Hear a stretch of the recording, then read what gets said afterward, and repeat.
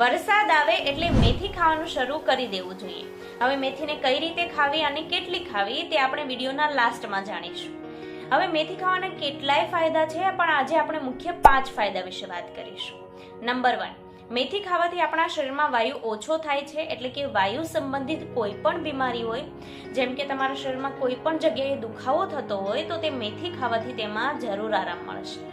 Number 2, તમને period irregular હોય, late આવતા હોય અને પીરિયડ વખતે દુખાવો બહુ થતો હોય, પીરિયડ ઓછા આવતા હોય તો તેમાં પણ મેથી ખાવાથી ખૂબ જ ફાયદો થશે.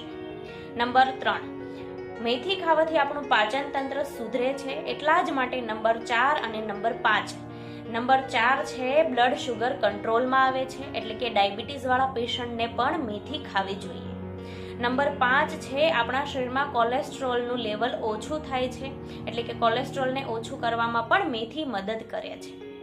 હવે વર્ષા ઋતુમાં મેથી સાંજે 1 ચમચી 1 કપમાં પલાળી દેવાની છે અને રોજે સવારમાં તે પાણી પી જવાનું છે અને મેથીના દાણાને ગળી જવાના છે. રોજે મેથી ખાવાથી તમને આ બધી પ્રોબ્લેમ્સમાં ફાયદો જરૂર દેખાશે. For more information, subscribe and follow